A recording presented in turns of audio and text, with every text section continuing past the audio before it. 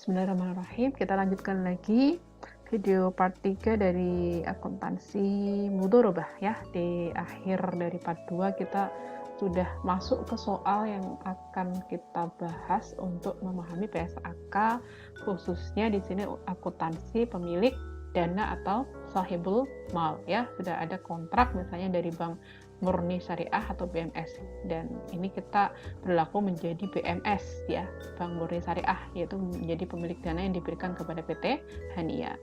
Kita lanjut saja ke pembahasan per butir dari PSAK. Jadi PSAK 105 di paragraf 12 itu disampaikan bahwa dana mudhorobah yang disalurkan oleh pemilik dana itu diakui sebagai investasi mudhorobah. Jadi ketika menyalurkan itu akan akui investasi mudhorobah, atau bisa juga disebut sebagai pembiayaan mudhorobah. Kapan? Gitu kan? Pengakuan itu kan terkait dengan kapan ya, when, kapan. Yaitu pada saat pembayaran dilakukan. Baik itu misalnya secara kas atau penyerahan aset non kas kepada pengelola. Gitu. Jadi sudah kapan diakui, sekarang berapa yang akan dicatat gitu kan. Biasanya di akuntansi itu kan kapan diakui sebagai apa, kemudian dicatatnya di angka berapa gitu. Nah, di paragraf 13 disebutkan bahwa pengukuran investasi mudhorobah itu kan bisa jadi ada kas atau aset non kas. Kalau kas ya sebesar jumlah yang dibayarkan. Tunai berapa waktu itu yang dibayarkan, itulah yang akan di jurnal. Tapi untuk aset non kas itu akan diukur ya, yang di jurnal itu adalah nilai wajar di sini, nilai wajar yang digunakan.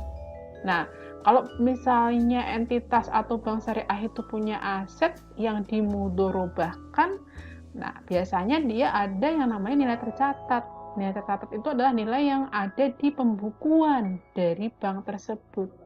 Nah, itu akan kita bandingkan. Jadi, nilai wajar itu fair value ya. Nilai wajar itu adalah fair value. Kalau fair value, nah nilai tercatat ini saya bilang book value ya, book value. Nah, di sini gini. Kalau misalnya nilai wajarnya itu lebih tinggi daripada nilai tercatat atau book value, maka itu selisih lebihnya itu akan diakui sebagai keuntungan tangguhan. Kemudian ternyata di sini dibilang keuntungan tangguhan itu nanti akan diamortisasi loh, kan masih tangguhan tuh, masih deferred, masih tangguhan ya, masih belum resmi menjadi keuntungan. Maka akan diamortisasi menjadi keuntungan sesuai dengan jangka waktu akadnya. Nah, kalau misalnya fair value-nya lebih rendah sekarang, fair value-nya lebih rendah daripada book value, ya maka rugi. Ya, disebut kerugian. Ya, ini contohnya, ilustrasinya kalau misalnya kita punya barang nih, barang itu kita catat di kita, misalnya laptop kita nilainya itu masih 4 juta nilai tercatat. Tapi kalau misalnya di pasaran laku 4,5 juta, berarti untung ya. Nah, di situ ada untung. Nah, kalau misalnya laptop kita akui 4 juta di pasaran 3,5 juta, berarti rugi. Nah, itu adalah fair value lebih kecil daripada book value. Jadi gitu ya, book value atau nilai tercatat, fair value atau nilai wajar. Gitu. Tapi kalau untuk perbankan ini nggak terjadi ya, yang untuk aset non kas nggak lazim ya. Yang lazim adalah bentuk kas. Ya kecuali kalau nanti misalnya entitas syariah berupa koperasi syariah, itu memungkinkan ada pemberian aset non kas. Ya, ini adalah ilustrasinya yang tadi kita bahas tentang kalau misalnya non kas ya, non kas. Jadi ini ilustrasinya, kemudian misalnya nilai tercatatnya itu 750 ya. Dan ketika diserahkan, misalnya angkotnya tadi ini non kasnya berupa angkot misalnya. Ketika diserahkan nilai angkot tersebut ternyata di pasaran gampangannya ya, itu nilai wajarnya berapa? 800 juta gitu. Jadi ada kenaikan sebesar 50 juta. Maka 50 juta itulah yang akan kita anggap atau kita akui sebagai keuntungan tangguhan, seperti itu. Ini misalnya katakanlah memberikan modalnya bentuk kas dan non kas, seperti itu.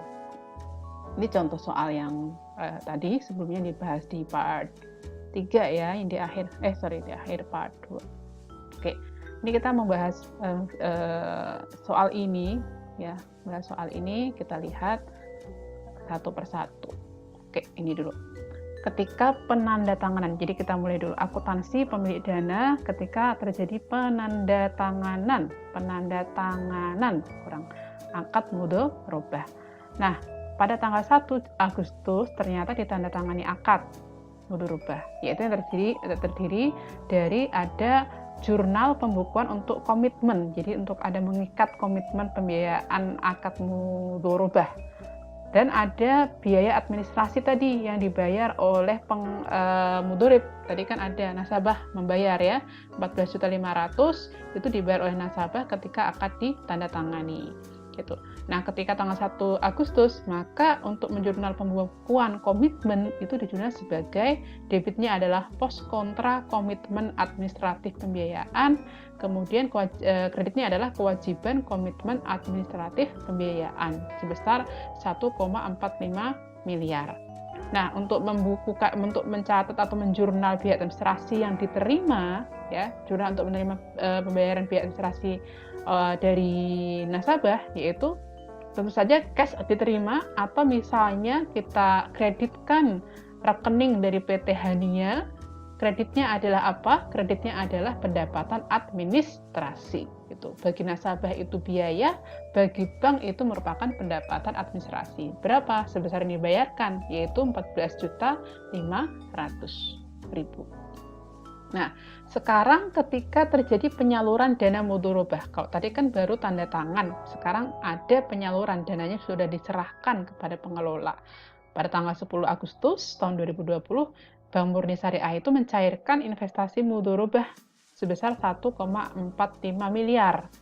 Ya. Nah, bagaimana jurnalnya? Pada tanggal 10 Agustus ya, kita menjurnal mendebitkan atau mengakui nih adanya investasi mudharabah, maka kita debitkan investasi mudharabah. Kreditnya apa? Karena kita menyalurkan berupa cash, maka yang kita kreditkan adalah cash atau kas ini.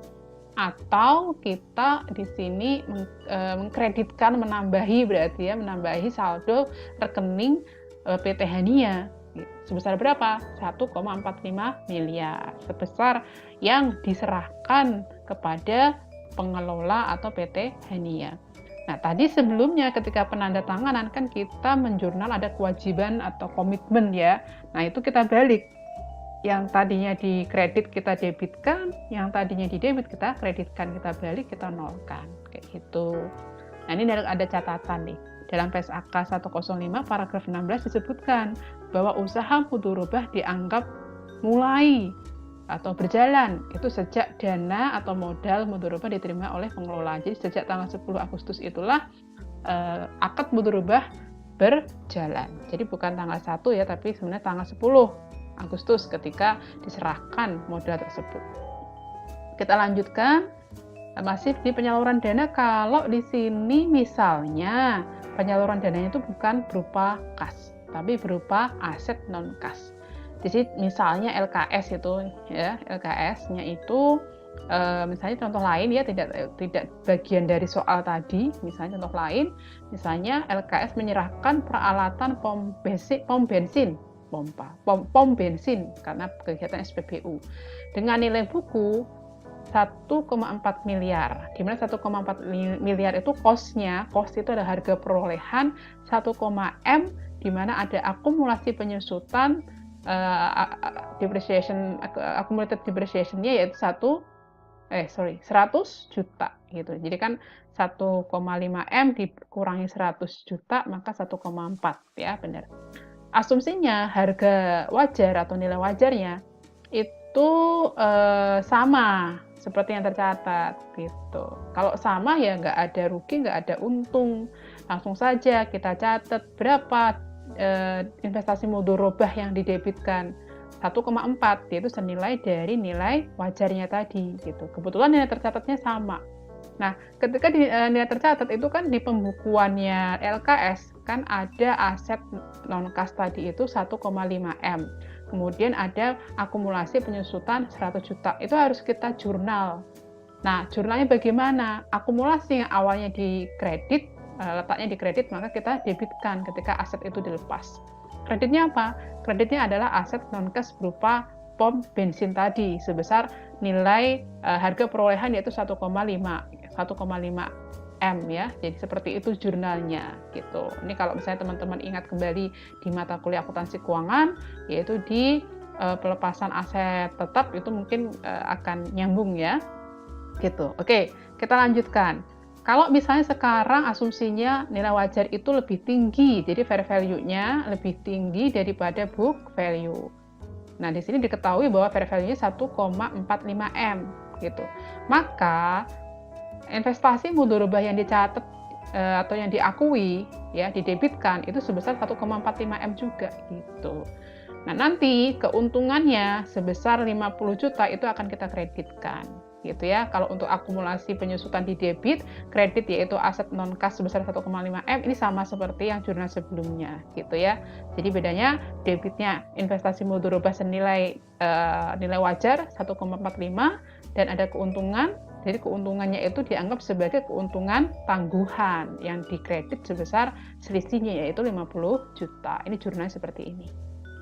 Gitu.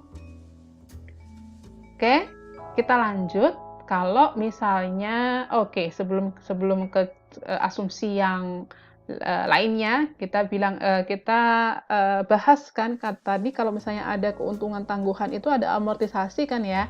Maka di sini ada amortisasi keuntungan tangguhan tadi ya. Keuntungan tangguhan itu akan diamortisasi. Misalnya contoh kasusnya di sini misalnya masanya 10 bulan. Nah, akan diamortisasi per bulan gitu. Kalau misalnya diamortisasi per bulan, tadi itu tangguhannya ada berapa? 50 juta kan? 50 juta. Berarti 50 juta itu dibagi 10. Nah, per bulan yang dicatat ada 5 juta. Bagaimana pencatatannya? Kita debitkan keuntungan tangguhan, yang awalnya tadi dikredit, kita debitkan keuntungan tangguhan, kreditnya apa? Sudah menjadi keuntungan, sudah sah menjadi keuntungan, maka kreditnya adalah keuntungan sebesar 5 juta. Makanya ini jurnalnya adalah keuntungan tangguhan pada keuntungan sebesar 5 juta. Nah, kalau misalnya memberikan aset non-kas dan fair value-nya itu lebih kecil daripada book value. Nah, di sini nanti akan ada yang namanya rugi.